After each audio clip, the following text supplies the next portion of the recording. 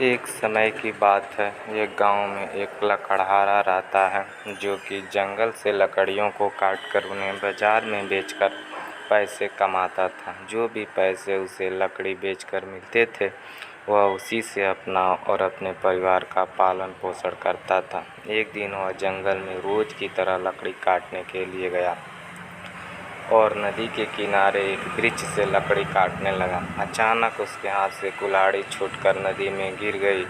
इससे लकड़हारे को बहुत दुख हुआ और वह नदी में कुल्हाड़ी ढूंढने का प्रयत्न करने लगा, लेकिन उसे नदी में अपनी कुल्हाड़ी नहीं मिली। इस बात से लकड़हारा बहुत ज़्यादा दुखी था और नदी के किनारे बैठकर रोने लगा। जब वह नदी के किनारे रो रहा था तो लकड़हारे की आवाज़ सुनकर नदी से भगवान प्रकट हुए। भगवान जी ने लकड़हारे से पूछा कि तुम क्यों रो रहे हो। इस पर लकड़हारे ने शुरू से अंत तक पूरी कहानी भगवान को सुनाई। लकड़हारे की कहानी सुनकर भगवान को उस पर दया आ गई।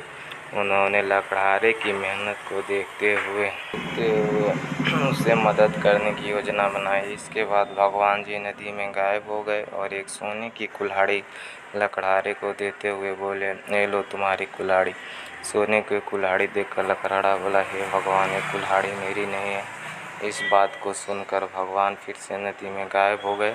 इस बार एक चांदी की कुल्हाड़ी लकड़हारे को देते हुए बोले, ये लो तुम्हारी कुल्हाड़ी।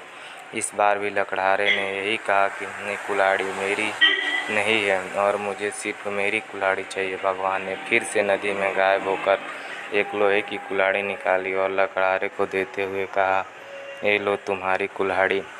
इस बार लकड़हारे के चेहरे पर मुस्कान थी क्योंकि यह कुल्हाड़ी लकड़हारे की ही थी। उसने कहा, यह मेरी कुल्हाड़ी है। भगवान ने लकड़हारे की ईमानदारी से खुश होकर उसे सोने और चांदी की दोनों कुल्हाड़ी भी उसे दे दी। इससे लकड़हारे खुशी खुशी घर चला गया।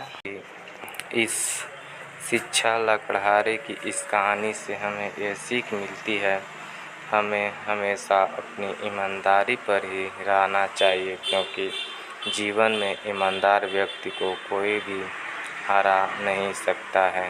वीडियो अच्छा लगे तो चैनल को सब्सक्राइब ज़रूर करें।